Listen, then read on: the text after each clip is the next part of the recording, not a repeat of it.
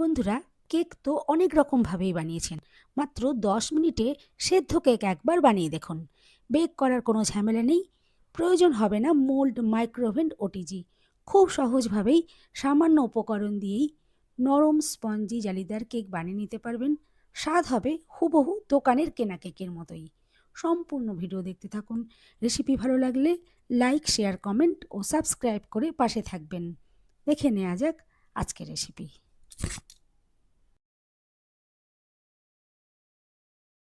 নমস্কার বন্ধুরা, আমি পাপড়ি পদ্মাবতী ফুড ক্রিয়েশনে আপনাদের সবাইকে স্বাগত। সেদ্ধ কেক বানানোর জন্য প্রথমেই একটা জায়গা নিয়ে নিচ্ছি ১ কাপ ময়দা। ময়দা অবশ্যই এভাবে একটু চেলে নিতে হবে, এতে কেক ভীষণই স্পঞ্জি তৈরি হবে। দেখুন আমি ময়দাটা সুন্দর করে চেলে নিয়েছি। এরপর আলাদা একটা আমি জায়গা নিয়ে নিলাম। এখানে দেখুন নিয়ে নিচ্ছি ৩ চামচ মতো টক দই। দই যদি ফ্রিজে থাকে অবশ্যই ১ ঘন্টা আগে বার করে রাখবেন। এরপর দেখুন নিয়েছি ওই কাপেরই হাফ কাপ গুঁড়ো করা চিনি। মিষ্টি নিজেদের পছন্দ মতো কম বেশি করতে পারেন। এরপর দেখুন ওই কাপ মেপে আমি দিয়ে দিচ্ছি ৪ ভাগের ১ ভাগ সাদা তেল।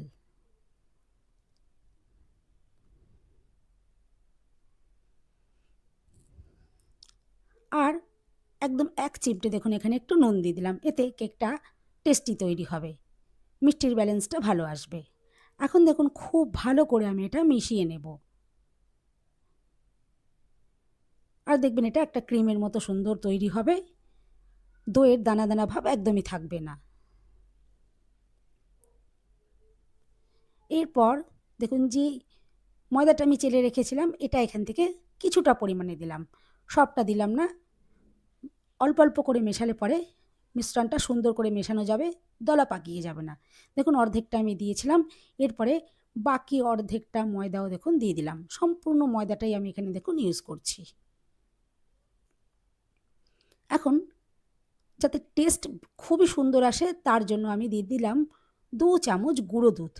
এতে খুবই টেস্টি তৈরি হবে।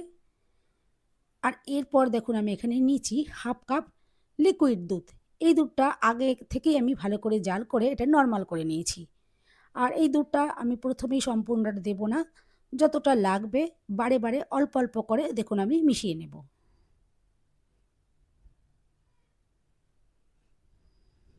দেখুন বারে বারে অল্প অল্প করে দিচ্ছি আর এই মিশ্রণটাকে রেডি করে নিচ্ছি। আর এই মিশ্রণটা এমনভাবে তৈরি করতে হবে যাতে এর মধ্যে কোনো রকম দলা দলা ভাব না থেকে যায়।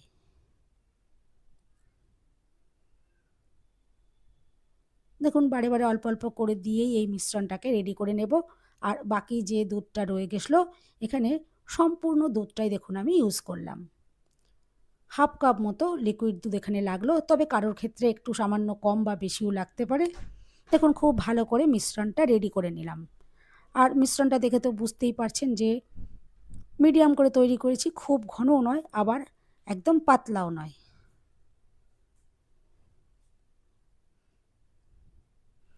এরপরে একদম দোকানের কেনা কেকের মতন ফ্লেভার আনার জন্য আমি দিয়ে দিচ্ছি ভ্যানিলা এসেন্স। দেখুন এখানে কয়েক ড্রপ আমি দিয়ে দেবো, এই হাফ চামচ মতো।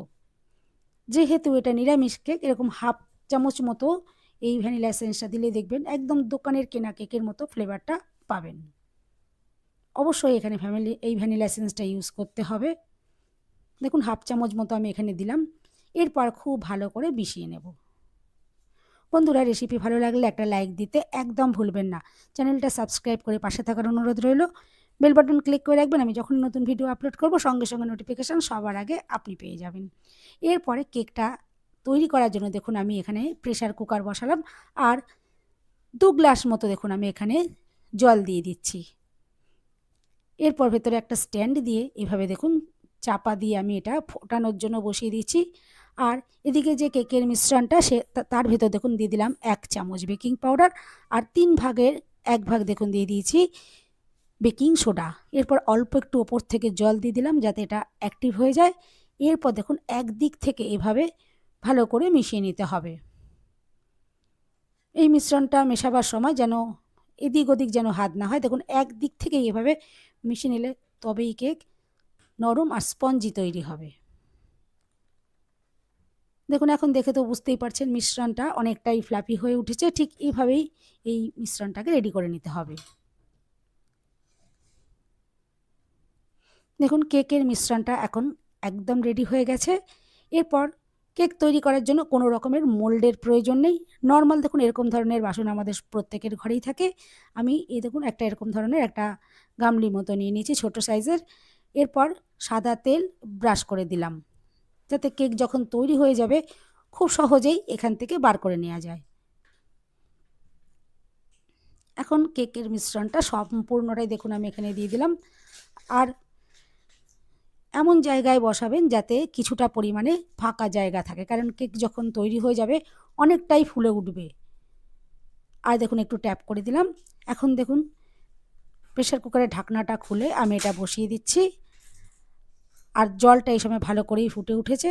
আর ঢাকনাটা দেখুন বন্ধ করে দিলাম। এখন গ্যাসের ফ্লেম মিডিয়ামে রেখে 10 মিনিট আমি এভাবে জলে ভাপিয়ে নিলাম। আর যদি জল মনে হয় একটু কম হচ্ছে, অবশ্যই কিন্তু এখানে একটু বেশি পরিমাণে আপনারা বুঝে জলের ব্যবহারটা করবেন। 10 মিনিট হয়ে যাওয়ার পর দেখুন আমি ঢাকনাটা খুলে এভাবে দেখুন বার করে নিয়েছি। আর একটা কথা বলা হয়নি, প্রেসার কুকারের ঢাকনার যে গার্ডার আর সিটি আছে অবশ্যই খুলে রাখবেন। এখন দেখুন কেকটা নামিয়ে নিয়েছিলাম আর ঠান্ডা হয়ে গেছে। ঠান্ডা হয়ে যাওয়ার পর একটা ছুরি দিয়ে সাইড থেকে কেটে নিয়েছি। আর দেখুন কত ইজিলিভাবে কেকটা এখান থেকে দেখুন বেরিয়ে আসে, যেহেতু আগে থেকেই তেল মাখানো ছিল এই বাসনটার ভেতরে।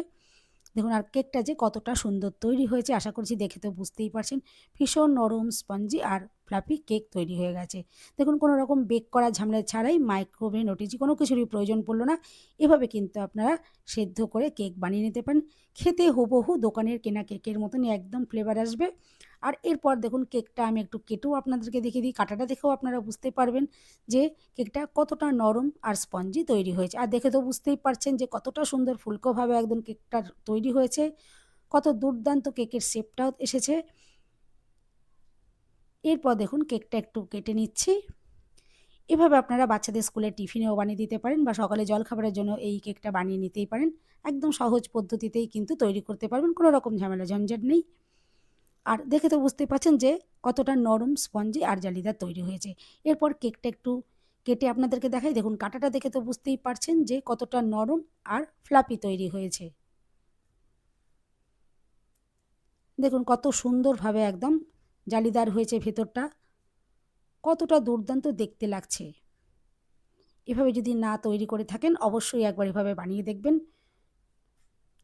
যেমন দুর্দান্ত টেস্টি হবে তেমনি নরম স্পঞ্জি আর জালিদার। দুদিন এই কেক থাকলেও কিন্তু কোনো রকমভাবে শক্ত হয়ে যাবে না। বন্ধুরা রেসিপি ভালো লাগলে একটা লাইক দিতে একদম ভুলবেন না। চ্যানেলটা সাবস্ক্রাইব করে পাশে থাকার অনুরোধ রইল। সবাই সুস্থ থাকবেন, ভালো থাকবেন। দেখা হবে নেক্সট ভিডিওতে। ভিডিওটা শেষ পর্যন্ত দেখার জন্য সবাইকে রইল অসংখ্য অসংখ্য ধন্যবাদ। দেখুন আমি কেকটা একটু টুকরো করে কেটেও নিয়ে আপনাদেরকে দেখাচ্ছি কতটা দুর্দান্ত দেখতে লাগছে আর খেতেও অসাধারণ। এভাবে যদি না তৈরি করে থাকেন অবশ্যই একবার ট্রাই করবেন। আশা করছি আজকের রেসিপি আপনাদের ভালো লাগলো।